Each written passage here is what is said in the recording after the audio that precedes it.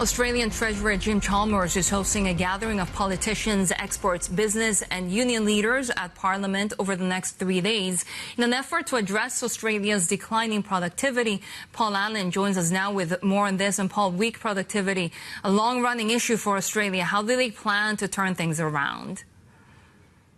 The plan at this stage, Sherry, is to talk about it. So there's a 3-day gathering at Parliament House starting today. There's going to be 45 experts there, as you mentioned, representing the business, union community, as well as politicians, and some pretty heavy hitters to kick things off as well. The Prime Minister will give an address, then the Treasurer Jim Chalmers, and then the Reserve Bank Governor Michelle Bullock will speak as well. And there's also 900 submissions to consider here. So the problem is productivity growth that continues to be in the doldrums in Australia, and just last week, the RBA forecast in its latest set of numbers that productivity growth is expected to keep on easing down to 0.7%, well below the long-term average of 1.6%.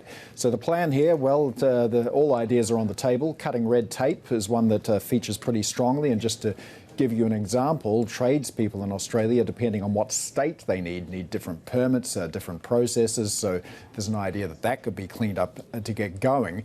Jim Chalmers, who you see there, wants ideas, but already some big things are off the table. He says there's going to be no changes to GST, no changes to the very controversial tax break in Australia known as negative gearing as well. So as to what exactly comes out of this, well, we'll know at the end of the 3 days. So joining us now to unpack this a little bit more, we've got Michael Brennan, CEO at economic research think tank E61 Institute. Michael, thanks so much for joining us. I'm just wondering, to get going, can you unpack for us exactly what the problem is regards productivity in Australia? Because it feels like we've been talking about this for a really long time. We have been talking about it for a long time. Productivity growth in Australia was quite rapid about 30 years ago. So in the middle part of the 1990s, we had pretty substantial productivity growth on the back of substantial economic reform that happened in Australia in the 1980s and 90s. That's largely stalled in more recent times, and in the last 5 or so years actually gone backwards. And that's complicated fiscal policy, it's complicated monetary policy. It's also meant that real wages have been flatlining or going backwards. For all of those reasons, I think there's now an emerging consensus that something needs to be done, hence the rationale for bringing together a group of business, unions, civil society, academics, other experts and the political class to see if we can nut things out. Yeah, well, the consensus that something needs to be done has also been around for a very long time. But do you feel like we're going to get to the end of this week with some sort of plan? I think we will. I think it'll be a combination of things. I think there'll be some specific early quick wins, and then there'll be a few areas where I think we can establish a bit of momentum for some further reform over time. It might be, for example, that long-term tax reform is one of those areas where we could establish a bit of momentum. We may not see quick wins coming in that area.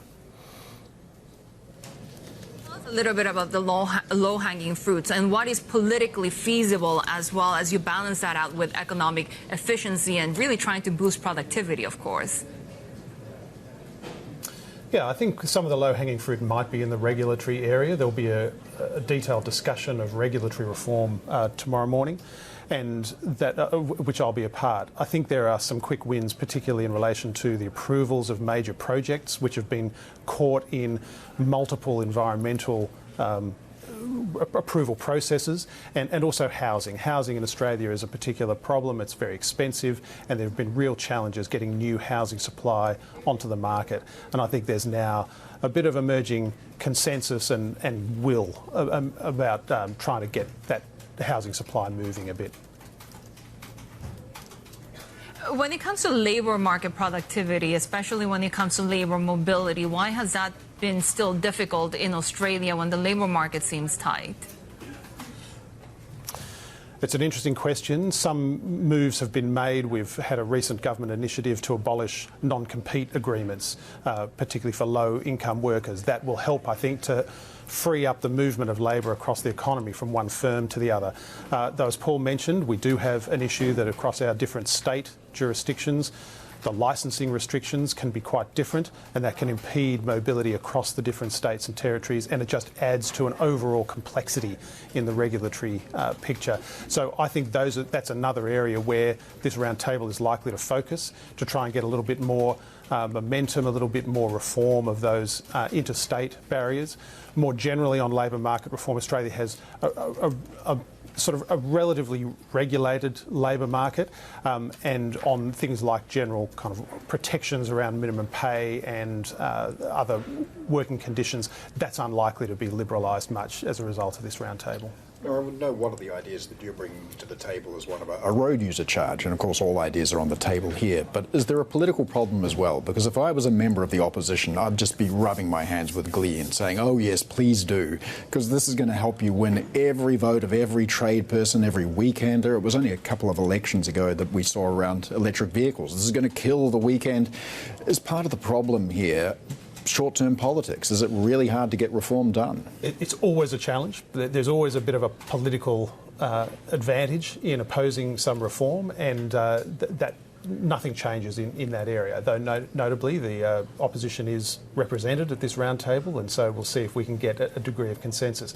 I think road user charging is one of those issues that is particularly tough. We do have what we would call a burning platform in Australia, because our traditional way of raising revenue for roads, which is the fuel tax, the fuel excise, is a declining source of revenue because of the rise of electric vehicles and because of the rise of energy efficient vehicles.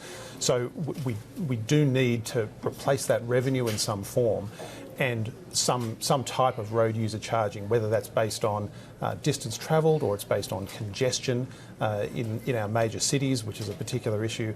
I think that'll be the question going forward. In one sense, there's probably an air of inevitability about that as well. But there are things that just aren't on the table. Already Jim Chalmers has ruled out any changes to negative gearing. And for viewers who are unfamiliar with this, this is where you can borrow money to buy an investment property, lose money on that and claim it as a tax break. And it's often blamed for runaway house prices. Do you think it's helpful when these kinds of things are just ruled out, even though there's obviously a problem behind them? I think for the most part, as I said, some of these tax things will be a longer term story, particularly the taxes on housing. Negative gearing is a general principle in our tax law. It's not specific to housing, although it is mainly used for housing investment. But there are other aspects of investment in residential property. We have a concession on the capital gains tax, for example, that is provided in relation to long-held investments, including those in real estate, in real property. And that's something that I think the government could potentially be open to, looking at whether that concession is too generous. But I think in general, tax reform is a longer term issue in Australia. I think there is at least an emerging consensus that we need to do something to relieve the burden of the income tax, which is falling too heavily on working Australians, prime age workers. And we're probably not taxing enough some of the forms of accumulated wealth, particularly around the family home, superannuation and investment housing. And I think if we can just inch towards solutions in those areas, we'll have made some progress.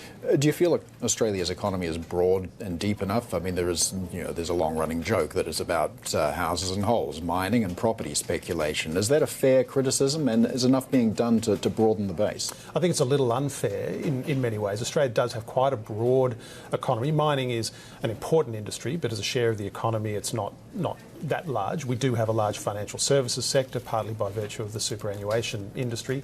We have a large construction sector. We have a more modest manufacturing sector. But like all economies, like all developed economies, we are predominantly now a services-based economy. About 80% of the economy is services, about 90% of the workforce. And many of those services are quite high-end knowledge services, and if anything, I would say the Australian economy has a pretty strong track record of proving resilient to shocks and pretty diversified.